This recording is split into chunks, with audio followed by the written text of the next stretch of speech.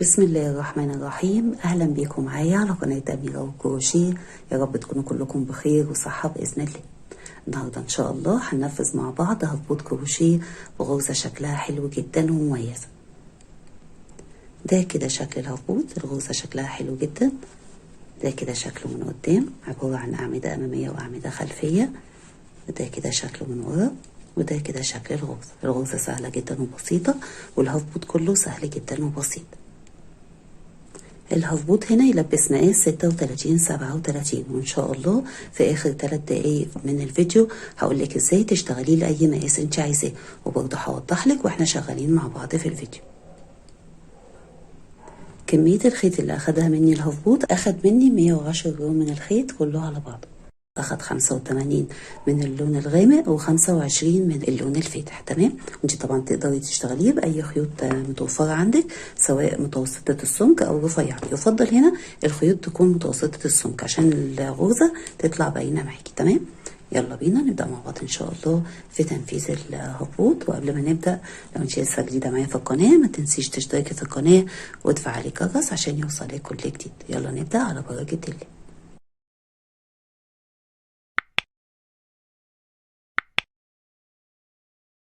نبدأ بسم الله الرحمن الرحيم. أنا هشتغل بخيط هيمالايا افريداي وإبرة مقاس 3 الألمونيوم.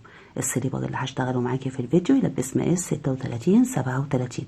إن شاء الله في آخر الفيديو هقولك لو حبيتي تكبري المقاس أو تصغري، أو لو شغالة بخيط أرفع من كده أو أسمك هتعملي إيه. أول حاجة بتعملي عقدة البداية وهتشتغلي 5 سلاسل. 1 2 3 4 5. بتدخلي جوه اول سلسله تقفلي بمنزلقه، تسحبي الخيط وتعديه من على اللفه اللي عليه. السطر الاول بدايته هترتفعي سلسلتين، 1 2، ودول مش بيتحسبوا معانا عمود، دول سلسلتين ارتفاع للسطر. هتدخلي جوه الحلقه تشتغلي 14 عمود بلفه، وبتبقي واخده معاكي الخيط تحت الشغل. تشتغلي كده اول عمود، 1 2 3 4 5. هتكمليهم لحد ما يبقى عندك 14 عمود بلفة. انا كده كملتهم 14 عمود بلفة. من بعد ارتفاع السلسلتين عندنا كده عمود 2 3 4 5 6 7 8 9 10 11 12 13 14. اخر السطر بنقفل بمنزلقة على اول عمود. سلسلتين الارتفاع دول مش بيتحسبوا معانا، فهندخل كده على اول عمود تحت لفتين اول عمود، وتسحبي الخيط وتعديه من على اللفة اللي عليه. كده قفلنا السطر الاول. بعد كده بقى بتضيقي حلقة البداية بانك بتسحبي الخيط كده على بسيط. تمام. وبتقفلي كويس بإبرة التقفيل، وبعد كده بتقصي الخيط. يبقى السطر الاول عندنا ارتفاع سلسلتين و14 عمود بلف. السطر التاني بترتفعي سلسلتين، ودول سلسلتين ارتفاع بيتداروا معانا ورا الشغل. على اول عمود اشتغلتيه هتشتغلي عمودين، 1 2. على التاني عمودين، 1 2. السطر كله هيمشي معاكي على كل عمود بتزودي وبتشتغلي عليه عمودين، 1 2. هتكملي كده لحد اخر السطر، على كل عمود بتشتغلي عمودين.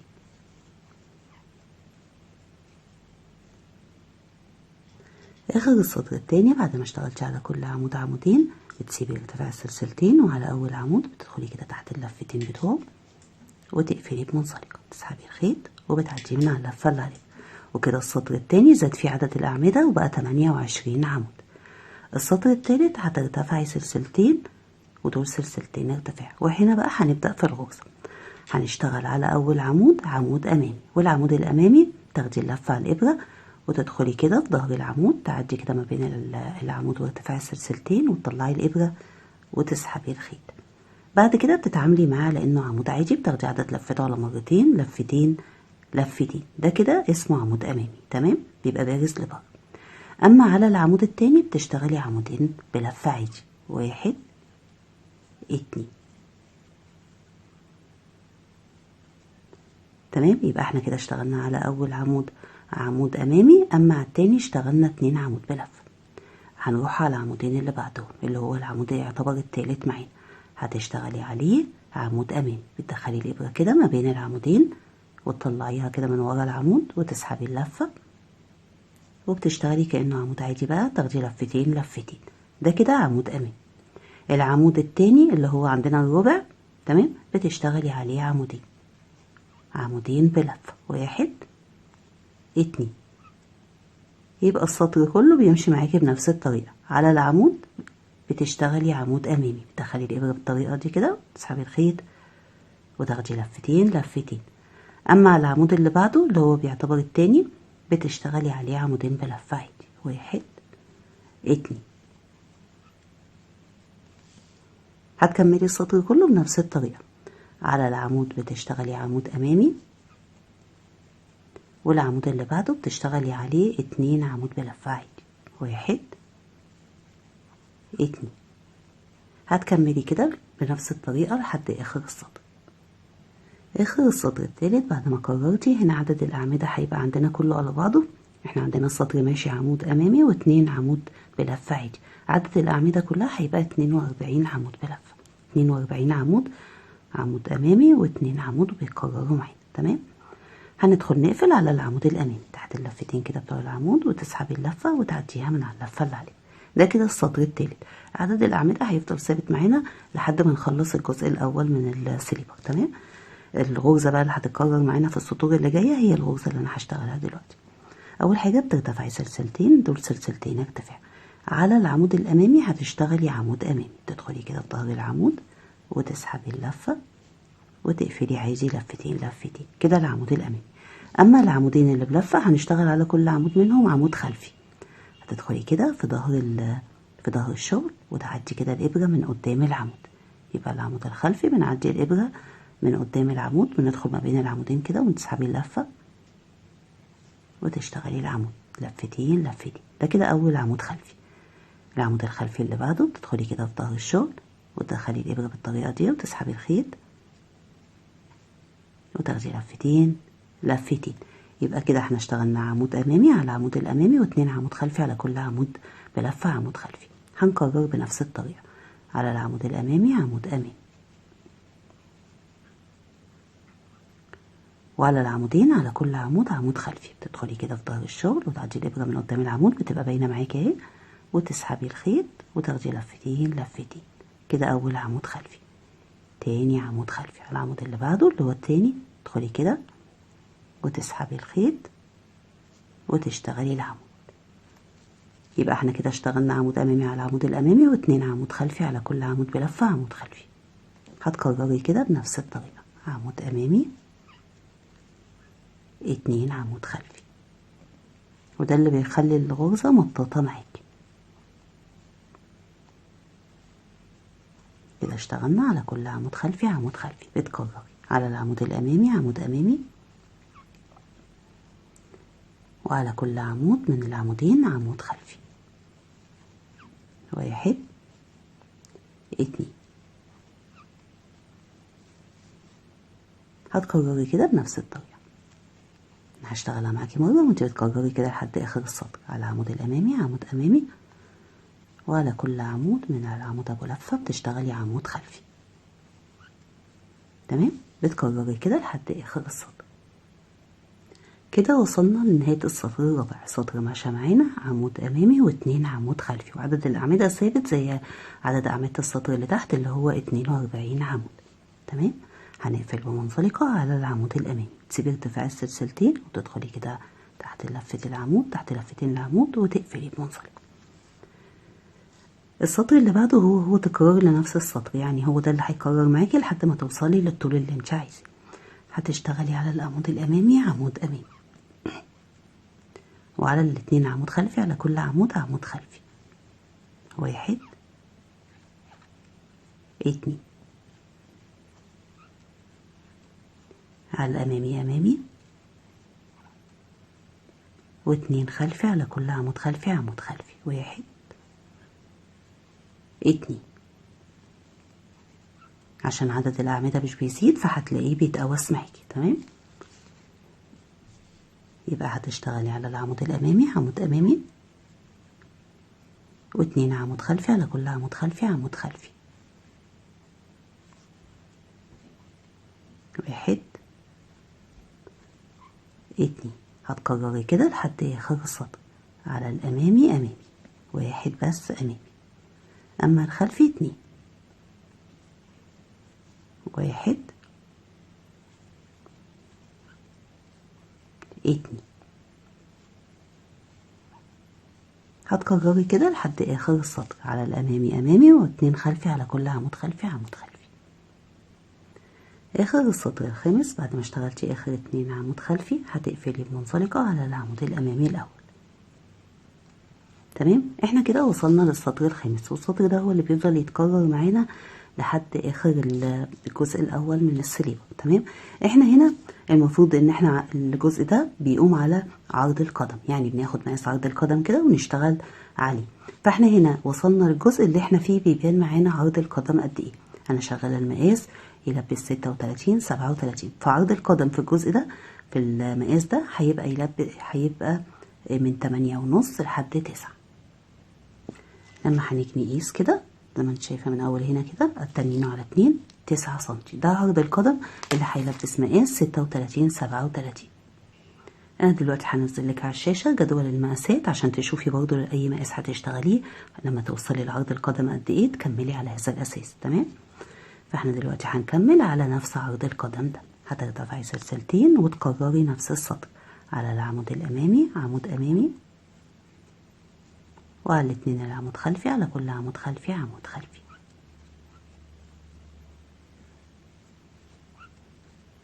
على الامامي امامي، وعلى الاتنين الخلفي على كل عمود خلفي عمود خلفي. بقى سهل معاكي اهو، تكمليه بكل سهوله ان شاء الله. هتكملي بنفس الطريقه كده لحد ما توصلي للطول اللي هوريهولك. احنا ده كده عندنا القدم. تمام، اول ما توصلي للجزء اللي بيبدا يعلى فيه القدم معاكي، يعني بتبتدي بقى الرقبه تبان هنا كده. تمام، زي ما انت شايفه كده قبل ما لفه الدوران دي هنا بقى انا عاملاه. تمام، زي ما انت شايفه كده لحد الجزء ده. اول ما الرقبه تبدا تعلى معاكي هتوقفي الشغل لحد كده وبعدين نرجع نكمل مع بعض. انا هشتغل لحد ما يبقى الاجمالي عندي من اول سطر لحد اخر سطر هيبقوا 19 سطر. تمام، انا كده قررت عدد السطور لحد ما بقى الاجمالي من اول سطر اشتغلته لحد اخر سطر 19 سطر. طبعا عدد السطور بيختلف عندك حسب المقاس وحسب سمك الخيط. تمام، بعد ما بتوصلي لحد اخر سطر خلاص تاخدي لفه على الابره وبتسحبي الخيط وبتثبتي اللفه لتحت. كده احنا خلصنا الجزء الاول اللي كان اعمده اماميه واعمده خلفيه. هنشتغل بقى في الجزء الثاني اللي هو هيبقى الجزء ده. تمام، هيبقى الظهر بتاع القدم من تحت، هيبقى الجنبين والقدم من تحت. تمام، وهنشتغلوا بالاعمده بلفه عادي مش اعمده بقى اماميه وخلفيه. اول حاجه هتتني كده. تمام، عشان تخلي العقده دي في النص في القدم من تحت، يعني مش هنخليها بقى تبقى ظاهره لنا في الاول كده. تمام، هنبتدي بقى نحدد الجزء اللي هنشتغله. هنشتغل من اول هنا كده لحد الجزء ده، فهيبقى ده كده القدم من قدام هيبقى مفتوح، وهنشتغل بقى سطور رايح جاي عباره عن اعمده بلفه عاديه. اول حاجه بتعملي عقده البدايه في الخيط، وعلى العمود الامامي هتدخلي كده تحت لفتين العمود وتسحبي الخيط، وهنبدا بقى نشتغل في الجزء التاني من السليبر او اللاكلوك. هترتفعي سلسلتين، ودول سلسلتين ارتفاع مش بيتحسبوا معانا عمود، وهتشتغلي على العمود الامامي عمود بلفه، على العمودين الخلفي على كل عمود عمود بلفه. واحد اتنين. احنا كده واخدين معانا بعد كده ناخد معانا الخيط تحت الشغل. احنا كده واخدين الخيط اللي احنا ضمناه دلوقتي. تمام، بعد كده بقى بنرجع ناخد الخيط ده، يعني مش بتقصي الخيط. هنشتغل على العمود الامامي عمود امامي، وعلى الاتنين الخلفي على كل عمود عمود بلفه عادي.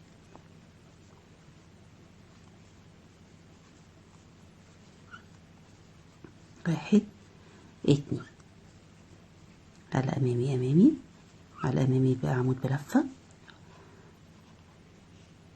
وعلى الاتنين الخلفي على كل عمود عمود. هنكرر كده على العمود عمود، وعلى العمودين على كل عمود عمود. تمام. هنا بقى الجزء ده هنشتغل عمود تحت المنزلقة اللي كنا بنرتفع السلسلتين ونقفل اخر السطر. تمام، هندخل كده تحت المنزلقة نشتغل عمود عشان ما يبقاش فيه فراغ في الجزء ده. يبقى احنا كده في زاد معانا عمود عشان اشتغلنا على ارتفاع السلسلتين، يعتبر اشتغلنا تحت المنزلقة.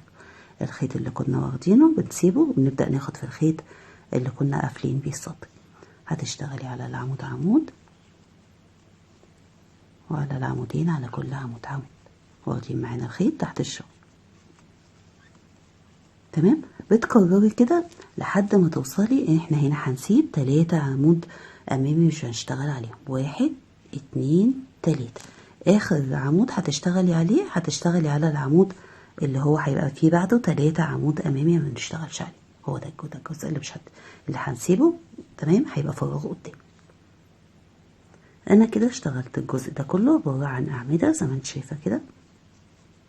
تمام، اخر عمود اشتغلته على العمود الامامي، بعده في عندنا 3 عمود امامي، يعني عدد الاعمدة هنا عندنا 11 عمود. 1 2 3 4 5 6 7 8 9 10 11. سيبنا 11 عمود ما اشتغلناش عليهم، ده هيبقى الفتحة بتاعت القدم من قدام. تمام، عشان نلبسها عشان يتلبس يبقى كده مظبوط معانا. اما الجزء اللي تحت عندنا فيه ارتفاع سلسلتين و32 عمود، يعني زاد عمود. احنا 32 و11 33، كان عندنا 43، زاد عندنا عمود، العمود اللي زودناه على المنزلقة. تمام، ده كده الشكل عندنا. السطر ده اللي هيفضل يتكرر معانا، اللي هو عبارة عن ارتفاع سلسلتين وهنشتغل على كل عمود عمود. وهنا بقى الشغل بنشتغله رايح جاي، يعني مرة بيبقى على وش الشغل ومرة بيبقى على الظهر. السطر اللي هيتكرر معاكي هو اللي انا هشتغله معاكي ده. هترتفعي سلسلتين، ودول سلسلتين ارتفاع مش بيتحسبوا معانا عمود، يعني هندخل على العمود الاول نشتغل عليه عمود. احنا كده ارتفعنا سلسلتين، وعلى نفس العمود اللي هو اول عمود عندنا اللي كان اخر عمود في السطر هنشتغل عليه عمود عشان ما يبقاش عندنا فراغ في الجزء ده. هتشتغلي بعد كده على كل عمود عمود.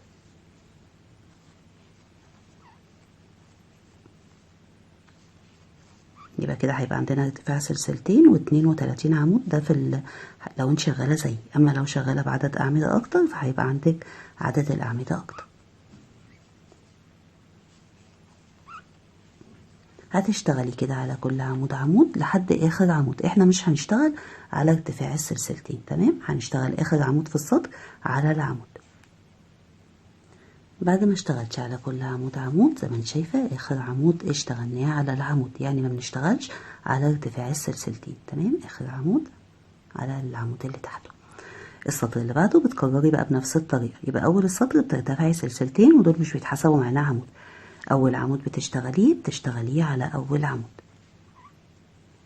وبعد كده بتشتغلي على كل عمود عمود، واخر عمود بتشتغليه على اخر عمود، ما بتشتغليش جوه تاني سلسله. تمام، عشان عدد الاعمده تحافظي عليه ويفضل ثابت معانا ويبقى الشغل مظبوط. انا هنا اشتغلت لحد ما بقى عندي 12 سطر. اول 9 سطور 1 2 3 4 5 6 7 8 9 اشتغلتهم عادي. اما بعد كده اشتغلت 3 سطور 1 2 3 عملت فيهم تناقص في الجزء ده عشان ما يبقاش عندنا هنا بوز في الرجل من ورا. فانت عدد الاعمده عندك بيبقى حسب سمك الخيط وحسب المقاس وكمان حسب ايدك، يعني ممكن تكوني نفس المقاس ونفس الخيط بس ايدك مثلا بتشد في الشغل او بتريح في الشغل، فيبقى عدد السطور هنا هيختلف معاكي. فانت لو شغاله زيي هتوصلي ان انت شغاله هيبقى عندك في الاخر قيمه 3 سطور هتسيبيهم هنيجي نشتغل فيهم التناقص. يعني انا دلوقتي هشتغل 9 سطور هكملهم لحد ما يبقى عندي 9 سطور، وبعد كده هاجي اعمل معاكي التناقص في الثلاثه اللي باقيين. انت بقى هيطلع عندك 8 يطلعوا 7 يطلعوا 10 زي ما يطلعوا، المهم تسيبي قيمه ال3 سطور دول. تمام، هتكرري كده زي ما اشتغلنا وهنرجع نكمل.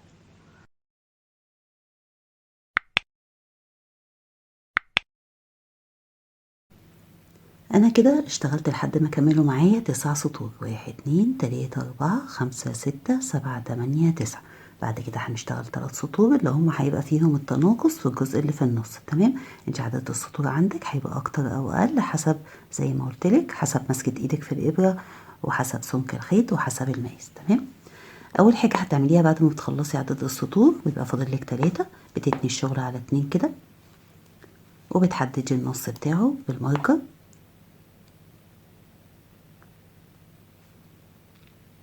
تمام. انا هنا عندي عدد الاعمدة 32 عمود، هعمل تناقص على 6 اعمدة في النص. تمام.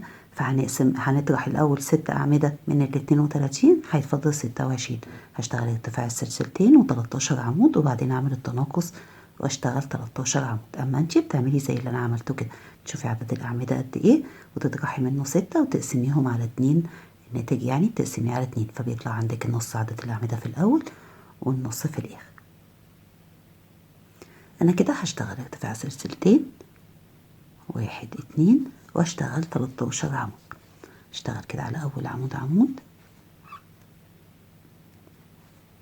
على التاني عمود 3 4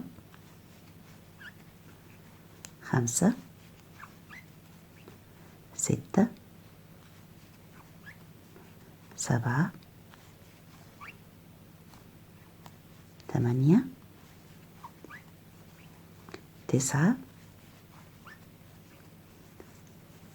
10 11 12 13. تمام. هنعمل تناقص على 6 غرز حشو. احنا عندنا النص اهو فيه قبليه عمودين، وهنعمل تناقص على عمود وعليه وبعده على 3 اعمدة. التناقص هيبقى عبارة عن غرز حشو، يعني هتشتغلي 6 غرز حشو على كل عمود غرزة حشو. انا كده ارتفعت سلسلتين واشتغلت 13 عمود، هشتغل 6 غرز حشو. 1 2 3 4 5 6. كده اشتغلت 6 غرز حشو. بعد كده هشتغل على ال13 عمود اللي باقيين 13 عمود، على كل عمود عمود. انت عندك عدد الاعمدة هيطلع عندك حسب عدد الغرز اللي عندك. تمام. فدلوقتي هتشتغلي كده على كل عمود عمود، واخر عمود بنشتغله على العمود ما بنشتغلش على ارتفاع السلسلتين. انا كده اشتغلت 13 عمود على كل عمود عمود. ده كده كان اول سطر عندنا في التناقص. تاني سطر بترتفعي السلسلتين وبتدخلي على اول عمود تشتغلي عليه عمود. احنا هنا هيبقى عندنا في الاول 13 عمود، هتشتغلي على كل عمود عمود، واخر عمود بتشتغليه على العمود اللي قبل غرزة الحشو. كده انا ارتفعت سلسلتين واشتغلت ال 13 عمود، وصلت للست غرز حشو. هنا هنجمع كل غرزتين مع بعض، يعني هيبقوا في السطر الجاي رؤوس ل3 غرز حشو بس. فهتدخلي كده على اول غرزة حشو تسحبي اللفة وتسيبيها على الابرة، وعلى غرزة الحشو اللي بعدها اللي هي التانية تسحبي اللفة وتسيبيها على الابرة، وبتاخدي ال3 لفات مع بعض. كده اختصرناهم لغرزة حشو واحدة بس. بعد كده على غرزة الحشو التالتة والرابعة بتجمعيهم مع بعض، تسحبي الخيط وتروحي على غرزة الحشو اللي بعدها تسحبي الخيط وتاخدي ال3 لفات مع بعض. كده بقى عندنا 2 بس. عندنا فاضل 2 اللي هي ال5 وال6 بنجمعهم مع بعض بنفس الطريقة، تسحبي اللفة وتسيبيها على الإبرة، وغرزة الحشو الستة تسحبي اللفة وتسيبيها على الإبرة، وبعدين بتاخدي ال3 لفات مع بعض. كده بقى عندنا رؤوس ل3 غرز حشو بس. تمام. بعد كده بترجعي تشتغلي على الأعمدة على كل عمود عمود.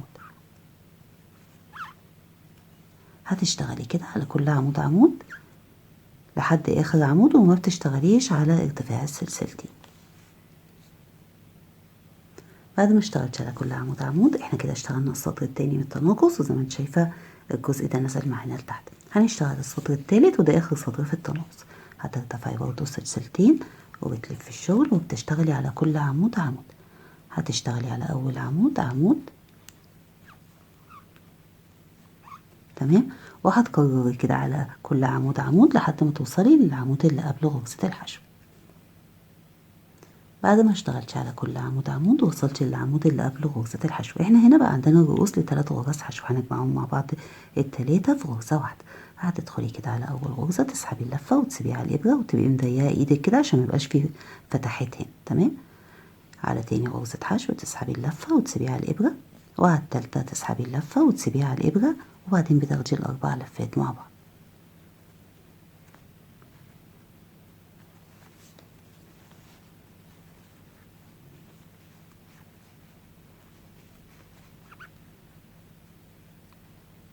تمام. كده خدنا ال4 لفات جمعناهم ال3 غرز حشو وغرزة حشو واحدة بس. ده بيخلي الجزء ده ينزل لتحت فما بيعملش بقى جوز لللاكلوك. بعد كده بترجعي تشتغلي على كل عمود غرزة حشو، على كل عمود عمود. تمام. هتشتغلي كده على كل عمود عمود لحد اخر عمود، وما بنشتغلش زي ما انت عارفة على السلسلتين. احنا كده اشتغلنا ال3 سطور وده كده الشكل عندك. دلوقتي بقى هنقفل السليبر من الظهر. تمام. فهنتني الجزء ده بالشكل ده زي ما انت شايفه كده. ده الوش عندنا، وش الشغل، وبنتنيه بالطريقه دي عشان لما نقلب الشغل يبقى كده عندنا التقفيل في الظهر. تمام. ما يبقاش باين بقى عندنا من قدام. هتدخلي الابره كده على اول عمود، على لفتين بتوع اول عمود، وتسحبي الخيط اللي هي اللفه اللي احنا كنا عندنا في اخر السطر وتعدي. بعد كده بتقفلي عليها زي ما انت شايفه كده. ده كده الشكل عندك. تمام. هنبدأ نقفل العمود، ندخل الإبرة على العمود ده وعلى العمود اللي قدامه في الجنب التاني، وبعدين نقفلهم بغرزة حشو الاتنين مع بعض. هتدخلي كده على أول عمود وتدخلي على الأول عمود في الجنب التاني، تسحبي اللفة وتقفلي عليهم بغرزة حشو. ده كده احنا بنقفل بغرزة الحشو. عايزة تقفلي بمنزلقات أو ممكن تقفلي بمنزلقات. أهم حاجة إن انت بتدخلي العمود الأول قدام العمود الأول، تدخلي الإبرة في العمود التاني وعلى العمود التاني في الجنب التاني، على العمود التالت وعلى العمود التالت عشان تطلع الشغل معاكي مظبوط والتقفيل يبقى شكله حلو. على العمود الرابع وتدخليه على العمود الرابع اللي قدامه. تمام. بتقفلي كده بنفس الطريقة لحد ما توصلي للآخر. أنا كده قفلت بغرز الحشو، وآخر غرزة حشو دخلتها زي ما انت شايفة كده. دخلت الإبرة وهقفل عليها وكده اشتغلت آخر غرزة حشو. كده قفلنا خلاص. بعد كده بقى بتاخدي لفة على الإبرة وتسحبي الخيط، وبتسيبي حتة خيط صغيرة كده عشان تقفلي بيها، وبتقصي الخيط. بعد كده بتثبتي اللفة لتحت، وزي ما قلتلك بتقفلي كده بإبرة التقفيل. هنعدل الشغل زي ما انت شايفة. ده كده شكل الظهر من عند الكعب وما فيش جوز ولا حاجة. تمام. ده كده شكل الشغل عندي. احنا كده خلصنا الجزء الاول وبعدين خلصنا الجزء التاني. فاضل الجزء التالت اللي هو عبارة عن الرقبة اللي هو الجزء ده. تمام. الرقبة بقى اللي فيها الغرزة وفيها الشغل كله. احنا في الاول هنشتغل أعمدة على السطور اللي اشتغلناها عشان نساوي السطر بالأعمدة، وبعد كده بنشتغل الغرزة. هنا الغرزة لما هنيجي هنشتغلها الغرزة بتتكرر معانا على 9 أعمدة. هنا أنا اشتغلتها على 63 عمود فاتكررت معايا 7 مرات. انت هتتكرر معاكي حسب عدد السطور. هنا لو عدد السطور أزيد هتتكرر معاكي مرة كمان يعني 8. لو عدد السطور أقل هتتكرر معاكي 6 بس. دلوقتي هنركب الخيط عشان نشتغل الرقبة. تمام. هنركب الخيط فين؟ مطرح ما قفلنا كده من ورا. هتعملي عقدة العقدة. تمام. وهتدخلي كده على مطرح ما قفلنا الجزء اللي ورا ده. تمام. تسحبي الخيط وتعديه من على اللفة اللي عليها. بعد كده هترتفعي 3 سلاسل، وال3 سلاسل دول بنعتبرهم عمود. هتدخلي في نفس المكان تاني تشتغلي عمود. تمام. انا هنا اشتغلت بالطريقه دي عشان انا كده اعتبر زودت عمودين عشان عدد الاعمده عندي يطلع 63 عمود، فالغرزه تطلع معايا مظبوطه. تمام. لان احنا هنا عندنا عدد السطور عندنا 12 سطر، هنشتغل عمودين جوه كل سطر، فهيبقى عندنا من هنا 24 عمود ومن هنا 24 عمود يعني 48 عمود، وهنا عندنا في الاول 11، فهيبقى فاضل لنا حوالي 3 اعمده او 4 هنزودهم بالطريقه دي. كده يعتبر زودنا عمودين. بعد كده هيمشي معاكي بقى الجزء ده كله. عندنا كده ارتفاع السطر اللي هو السلسلتين، بتدخلي كده تحت السلسلتين وتشتغلي عمودين. 1 2. السطر اللي بعده كان عندنا العمود اللي هو كان بداية نهاية السطر، فبتشتغلي تحت العمود كده عمودين. 1 2. يعني على كل سطر بتشتغلي عمودين، مرة تحت السلسلتين ومرة بتشتغليهم تحت العمود. لو انتي لقيتي هنا الجزء ده هيبقى فراغ كبير، لو انتي دخلتي تحت السلسلتين فممكن تشتغلي العمود على قفلة السطر كده والعمود التاني تحت السلسلتين. اهم حاجة ان هو بس عدد الاعمدة في السطر يبقى عمودين 2. تمام. مش بقى يبقى يعني مش تدخلي جوه السلسلتين تشتغلي عمودين وعلى القفلة دي تشتغلي عمود. تمام. اهم حاجة تحت العمود كده تشتغلي عمودين، هنا كده بتشتغلي عمودين. ممكن توزعي بقى العمودين، عمود على راس العمود وعمود ايه جوه السلسلتين. تمام. هتمشي كده على كل سطر بتشتغلي عمودين عمودين عمودين عمودين عمودين لحد ما توصلي لاخر سطر ده اللي هو كان اول سطر معانا تشتغلي جواه عمودين. انا كده اشتغلت بنفس الطريقه اللي قلت لك عليها، وصلت ان انا اشتغلت تحت العمود عمودين. دلوقتي هنشتغل في الجزء اللي احنا كنا سايبين. تمام. عندنا العمود الامامي هنشتغل عليه عمود، عندنا عمودين خلفي هنشتغل على كل عمود منهم عمود.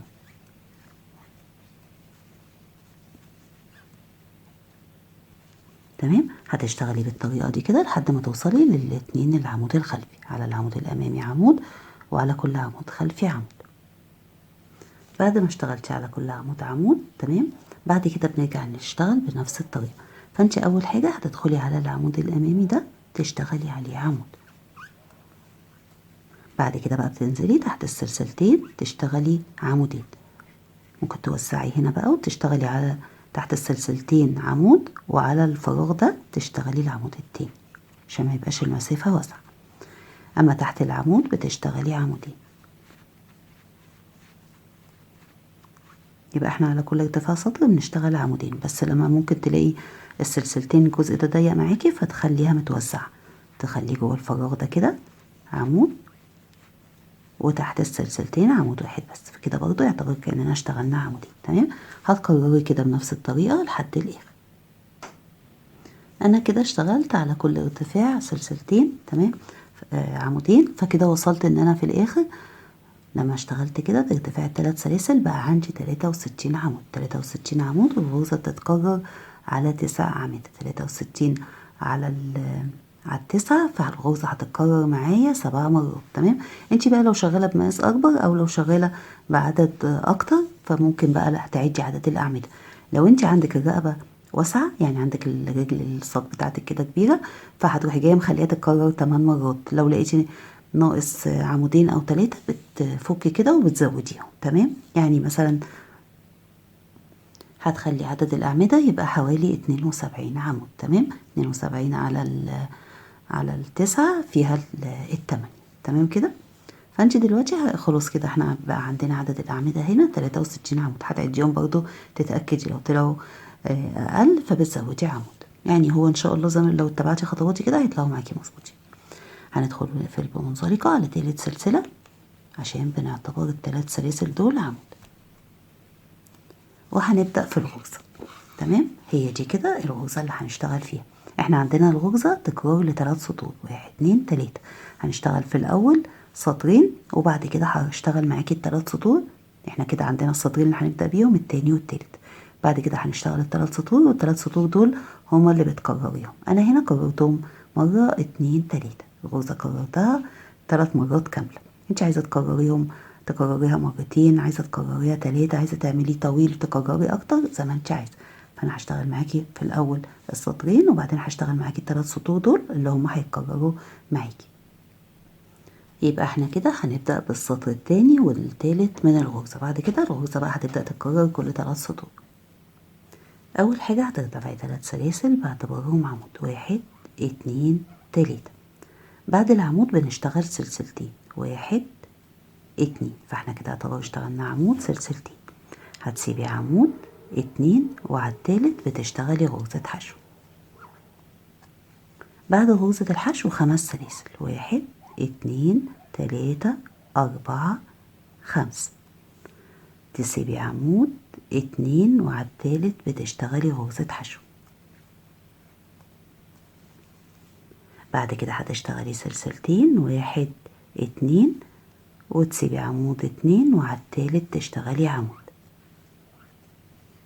سلسلتين، وهو ده اللي بيتكرر معانا. تمام. احنا هنقول ان الغرزة هتتكرر معانا من اول غرزة الحشو لحد السلسلتين، يعني من بعد السلسلتين هنكرر كده من اول غرزة الحشو.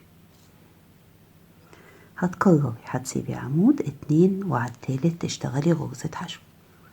بعد غرزة الحشو 5 سلاسل، 1 2 3 4 5. تسيبي عمود 2 وعلى التالت تشتغلي غرزة حشو. بعد كده بتشتغلي سلسلتين وتسيبي عمود 2 وعلى التالت بتشتغلي عمود، سلسلتين 1 2 ويبدأ معانا التكرار. هو ده الجزء اللي بيتكرر معانا. تمام، يبقى اللي بيتكرر معاكي هو اللي انا هشتغله معاكي دلوقتي. هشتغله معاكي مرة وانتي بتكملي بتكرري. هتشتغلي بعد السلسلتين بتسيبي عمود 2 وعلى التالت بتشتغلي غرزة الحشو. بعد غرزة الحشو 5 سلاسل، 1 2 3 4 5. هتسيبي عمود 2 3 هتسيبي عمود 2 وعلى التالت بتشتغلي غرزة حشو. يبقى احنا عندنا ما بين غرزتين الحشو في 5 سلاسل. بعد غرزة الحشو بتشتغلي سلسلتين وبتسيبي عمود 2 وعلى التالت بتشتغلي عمود، وسلسلتين وبتسيبي عمود 2 وعلى التالت وبتبدأي تكرري. تمام، يبقى عندك قبل العمود سلسلتين وبعده سلسلتين. اما هنا عندك بعد غرزة الحشو في 5 سلاسل وبعدين غرزة حشو. هو ده الجزء اللي بيتكرر معاكي من اول غرزة الحشو لحد السلسلتين اللي بعد العمود. بعد ما كررتي ووصلتي لاخر السطر، اخر السطر بعد غرزة الحشو اشتغلتي السلسلتين، هيبقى باقي عندك عمودين. تمام، هتقفلي بمنزلقة على تالت سلسلة من سلاسل الارتفاع اللي بنعتبرهم عمود.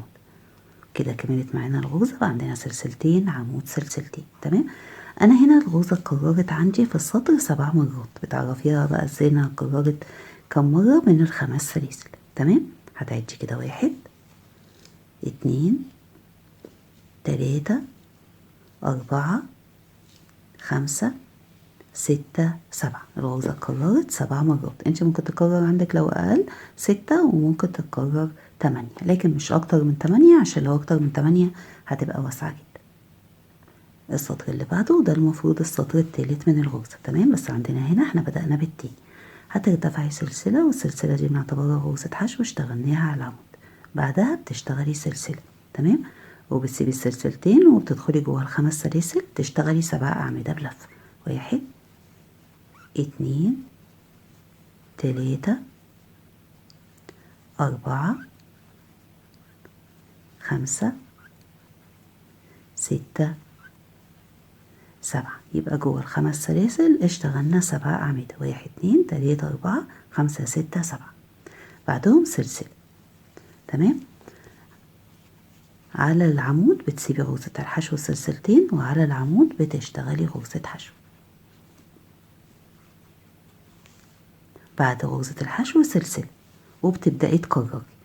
هنقول التكرار يبدأ من أول ال7 أعمدة عشان يبقى سهل عليك. هتشتغلي جوه ال5 سلاسل 7 أعمدة. 1 2 3 4 5 6 7. يبقى جوه ال5 سلاسل اشتغلنا 7 أعمدة. بعدهم سلسلة، وعلى العمود اللي بعد السلسلتين بتشتغلي غرزة حشو وبعده سلسلة. هي دي الغرزة اللي بتتكرر معانا 7 أعمدة جوه ال5 سلاسل وبعدين سلسلة حشو على العمود سلسلة. تمام، هتكرري كده لحد الآخر. بعد ما كررتي والغرزة بقت عبارة عن 7 أعمدة سلسلة حشو على عمود سلسلة وكررت 7 مرات زي ما انت شايفة. 1 2 3 4 5 6 7.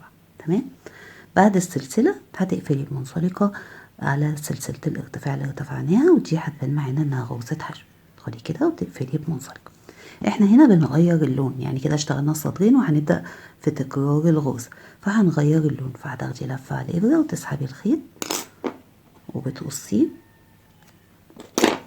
وهتثبتي اللفة لتحت، واما انك هتنزلي كده وتعدي وتدخلي تحت الأعمدة تقفليها، او هتسيبيها لما هنيجي نشتغل هناخدها معانا تحت الشغل. تمام، ده كده شكل الغرزة معانا. وزي ما انت شايفة كده الغرزة مرة بتبقى هنا. تمام، والمرة اللي بعدها بتبقى مترحلة للجزء ده. تمام، فاحنا لما هنيجي نركب الخيط هنركبه دايما في الجزء اللي انا هوريهولك ده.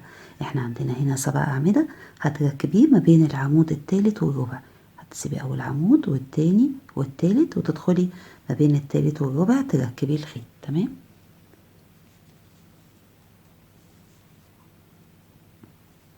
يبقى احنا كده ركبنا الخيط، ودايما هنركب الخيط كده، ولما بتيجي تركبي الخيط بتركبيه كده زي ما انت شايفه، ده ظهر القدم من ورا، بتركبيه كده في الاخر عشان ما يبقاش باين عندك.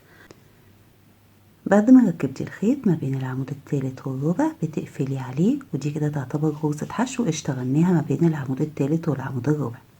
بعد كده بتشتغلي سلسلة، تمام، وهنشتغل 7 أعمدة. هتدخلي كده ما بين العمودين تشتغلي أول عمود، وبتاخدي معاكي الخيط تحت الشغل عشان تقفلي بالمرة. كده عمود، ما بين العمودين اللي بعدهم كده 2، ما بين العمودين اللي بعدهم كده 3. جوه السلسلة هتشتغلي العمود الرابع. خلاص بقى احنا كده خدنا الخيط، بتقفليه وبتقصيه. يبقى احنا كده اشتغلنا 4 أعمدة. العمود الخامس هتشتغليه جوه السلسلة اللي بعد غرزة الحشو، تاخدي بقى معاكي الخيط برضو تحت الشغل.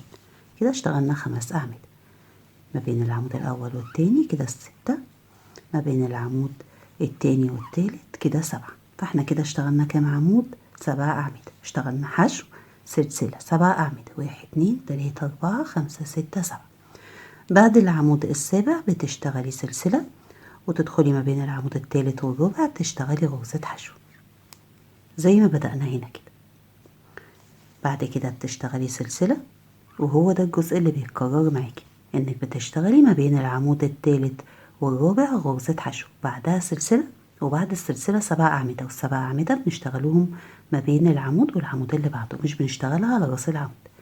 فكده هتشتغلي أول عمود ما بين العمودين اللي بعدهم كده 2 كده 3.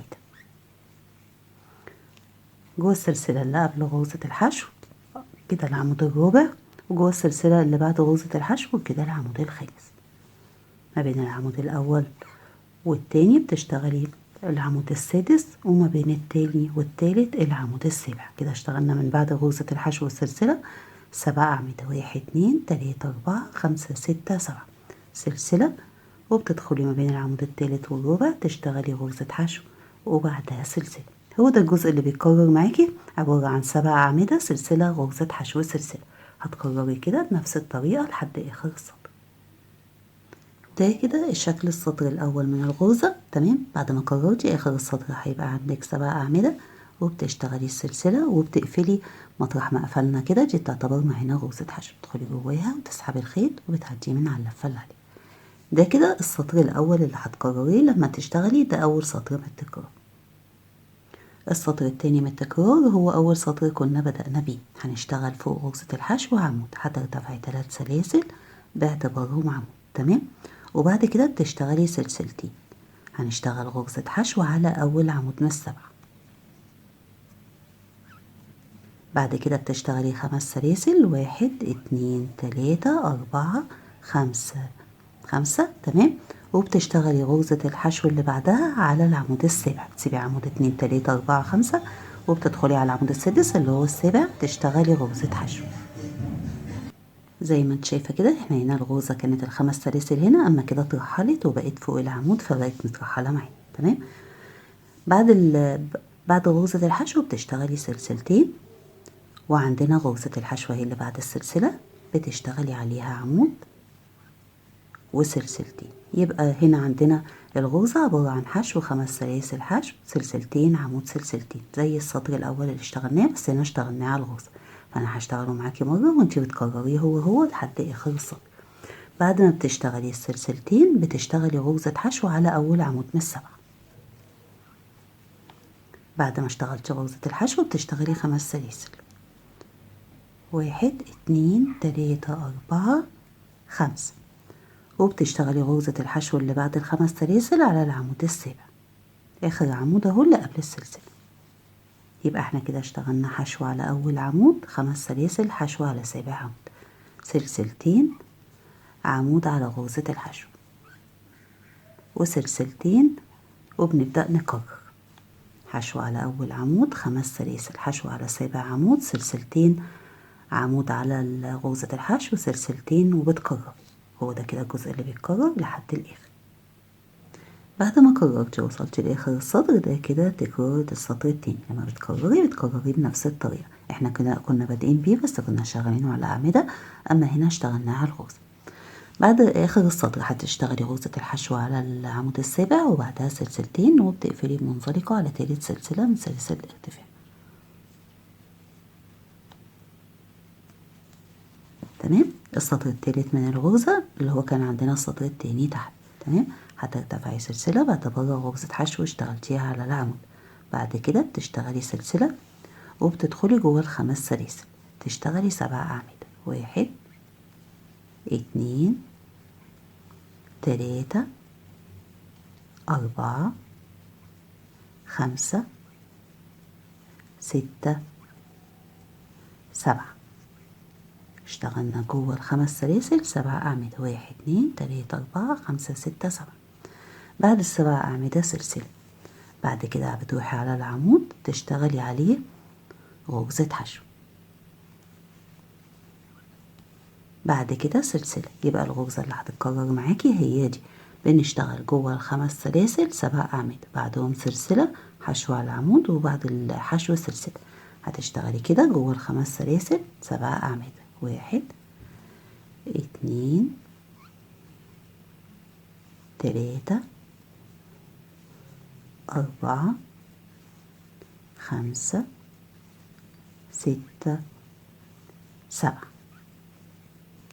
هو ده كده اللي عاطي الغرزة الدوران ده. تمام. اشتغلنا 7 أعمدة جوه الخمس سلاسل، سلسلة وعلى العمود غرزة حشو وسلسلة وبتكرر. تدخلي جوه الخمس سلاسل تشتغلي 7 أعمدة وبعدهم سلسلة وعلى العمود تشتغلي غرزة حشو وبعده سلسلة. تمام. هو ده كده الجزء اللي بيتكرر معاكي لحد آخر السطر. بعد ما كررتي ووصلتي لآخر السطر اشتغلتي ال7 أعمدة وبعدهم السلسلة. بتقفلي بمنزلقة على ارتفاع السلسلة اللي بنعتبرها غرزة حشو. تمام. على السلسلة، سلسلة رقم 1 ويبقى فاضل بعدها سلسلة. ده كده شكل السطر عندك زي ما انت شايفة كده. تمام. السطر اللي بعده بقى خلاص احنا كده اشتغلنا 1 2 3، فاحنا السطر اللي بعده هيبقى أول سطر في التكرار. هتاخدي لفة على الإبرة وتسحبي الخيط وبتقصيه وبتثبتي اللفة لتحت. تمام. كده اشتغلنا 3 سطور. 3 سطور دول هيتكرروا معاكي زي ما انت عايزه. انا هنا اشتغلت اهو السطر ده اللي اشتغلته معاكي وكررته مرتين كمان. 1 2، يعني الغرزه متكرره معايا 3 مرات. انت بقى حسب طول الرقبه اللي انت عايزاه، عايزه تكرريها مره كمان، عايزه تكرريها مرتين، يبقوا 3 يبقوا 4 زي ما انت عايزه. لما بتيجي تكرري الغرزه عندك الخط اهو اللي احنا كنا قفلنا بيه السليبر من ورا. تمام. بتروحي على ال7 أعمدة اللي قبلهم بتعدي كده 1 2 3 وما بين العمود التالت والرابع تكوني عاملة عقدة بداية وتدخليها كده وتقفلي عليها. دي كده تعتبر ارتفاع السلسلة عندنا. بعد كده بتشتغلي سلسلة وتشتغلي 7 أعمدة بنفس الطريقة. 1 2 3 4 5 6 7 وبعدين سلسلة غرزة حشو ما بين العمود التالت والرابع. هتكرري ال3 سطور دول وهنيجي نشتغل مع بعض سطرين اللي هما هنقفل بيهم. تمام. 1 2. انا كده كررت الغرزة لحد ما بقت مكررة معايا 3 مرات. 1 2 3. دلوقتي هنشتغل مع بعض سطرين نقفلوا بيهم السليبر من فوق. تمام. اول حاجة هتدخلي عقدة البداية، هتغيري اللون وتدخلي عقدة البداية ما بين العمود التالت والرابع زي ما كنا بنبدأ تحت كده. تمام. هنا بقى هترتفعي 3 سلاسل. 1 2 3 والسطر كله هنشتغل عبارة عن أعمدة. يبقى احنا هنا ما بين التالت والرابع اشتغلنا عمود يعتبر. بعد كده ما بين العمودين هتشتغلي عمود، ما بين العمودين اللي بعدهم عمود، ما بين العمودين اللي بعدهم عمود. هتدخلي جوه السلسلة تشتغلي عمود.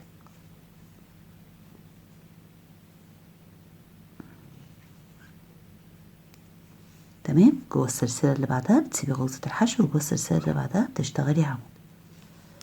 هنا مفيش بقى هنعد عدد الأعمدة، احنا هنا هيزيد معانا عمود اللي هنشتغله بدل غرزة الحشو، لكن مفيش سلاسل. هتشتغلي كده بين كل عمود واللي بعده عمود،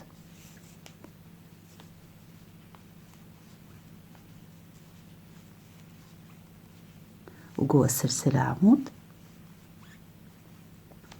جوه السلسلة اللي بعدها عمود. تمام، هيبقى ماشي معاكي كله كده عبارة عن أعمدة. يبقى انت كده عرفتي خلاص انك انت هتشتغلي السطر كله عبارة عن أعمدة، ما بين كل عمود وعمود هتشتغلي عمود، وجوه السلسلة عمود، وجوه السلسلة اللي بعدها عمود. تمام، هتكرري كده لحد آخر السطر. آخر السطر بعد ما اشتغلتيه كله عبارة عن أعمدة، هتقفلي المنطلقة على تالت سلسلة من سلاسل الارتفاع اللي بنعتبرهم عمود. تمام، احنا كده فاضل لنا سطر واحد، والسطر ده هنشتغله بغرزة الحشو العكسية. يعني بدل ما هنشتغل كده تمام هنتجه عكس الاتجاه، فهتبقى دي غرزة الحشو العكسية. اول حاجة هتدخلي كده ما بين غرزة العمود والعمود اللي بعده، تدخلي كده وتسحبي الخيط. يبقى احنا كده دخلنا ما بين العمودين، تسحبي الخيط وتقفلي على لفتين مع بعض، دي كده اسمها غرزة الحشو العكسية.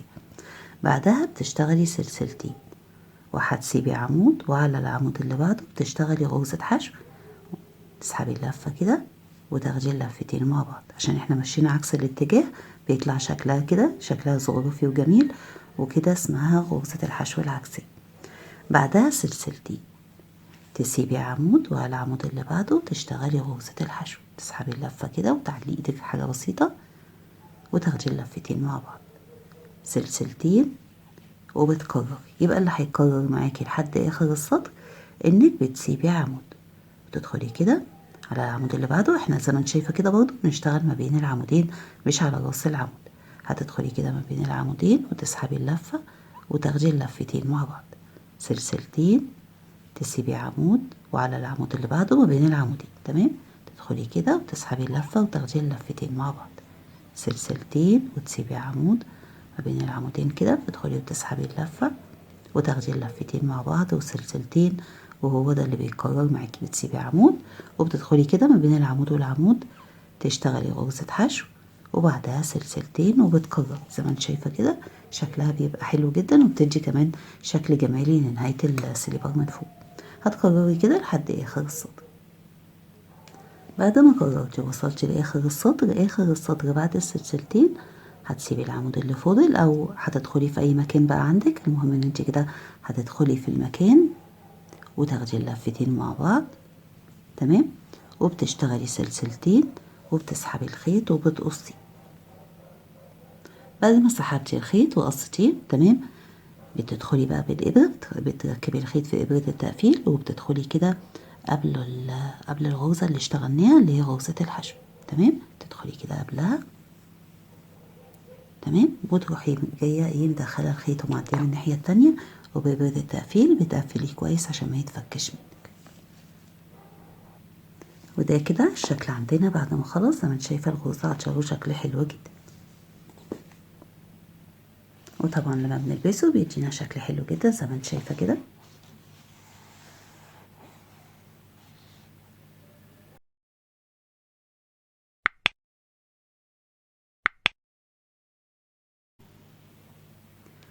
انا دلوقتي هوضح لك لو انت لسه مبتدئه ازاي تعملي الهفوط او السليبر لاي مقاس انت عايزاه.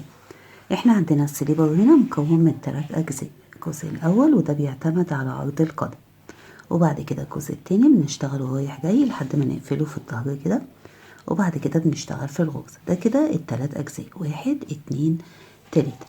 انا هنا بدأت ب14 عمود، وبعدين اشتغلت 5 سطور. في السطر الخامس بان معانا عرض القدم قد ايه. تمام، فعرض القدم عندي طلع 9 سنتي اللي هو يلبس مقاس 36 37. اما انت لو عايزه تشتغلي اقل من كده او اكبر من كده في المقاس، فانت هتشتغلي عدد اعمده اكتر او اقل. يعني لو عايزه تشتغلي المقاس اصغر هتقللي عدد الاعمده 11 او 10 او 12 اقل من 14 يعني. ولو عايزاه اكبر بتزودي 15 عمود 16 ممكن يوصلوا لل18. تمام، فبكده بيكبر معاكي. لما بتشتغلي زي بالظبط كده زي ما انت هتشوفيني في الفيديو وبتوصلي للسطر الخامس هتلاقيني منزلالك جدول المقاسات الصورة بتاعته. فانت هتبصي كده وهتقيسي عرض القدم عندك، هتشوفي بقى في جدول المقاسات عايزة تعمليه لأي مقاس. لو لقيتي عرض القدم مظبوط معاكي يبقى كده تمام. لقيتي بقى عرض القدم مش مظبوط معاكي، فمعلش بقى هتضطري تفكي وتزودي عدد الأعمدة أو هتقلليها، وده 5 سطور سهلين يعني. أنا ساعات بفك بالسليبر كله. تمام. فانت هتشوفي كده عرض القدم، وصلتي بقى لعرض القدم ولقيتيه مظبوط معاكي، بتكملي. عدد السطور عندك هيبقى برضه حسب المقاس. يعني انا هنا اشتغلت لحد ما كملوا معايا من الاول للاخر 19 سطر. انت ممكن يطلع لو مقاس صغير يطلع اقل، ولو مقاس كبير يطلع سطر او 2 زيادة. تمام. بعد كده بقى بنشتغل السطور اللي رايح جاي، والسطور اللي رايح جاي دي لو انت شغاله المقاس اكبر فممكن هنا انا سبت 3 اعمده واشتغلت كده. هتشوفي بقى الكلام ده وانت شغاله، انا بوضح لك كده، وانت شغاله هيبان معاكي اكتر. فهتشوفي كده انا هنا اشتغلت لحد ما وصلت لحد ان انا سايبه 3 عمود امامي. انت ممكن تسيبي 4 عمود امامي لو انت شغاله المقاس اكبر. اما لو شغاله المقاس اقل من كده فبرضه بتسيبي زي ما انا سايبه. هتشتغلي بقى السطور رايح جاي، وبعد كده بتشتغلي في الغرزه. وانا عند الجزء بتاع الغرزه موضحهولك في الفيديو ازاي لو مقاس اكبر او اصغر هتعملي ايه. تمام. انا كده خلصت معاكي فيديو الهاف بوت. اتمنى الشرح يكون كان واضح ليكي، وان شاء الله نتقابل في فيديو جديد. ولحد ما نتقابل اسيبكم في رعاية الله، والسلام عليكم ورحمة الله وبركاته.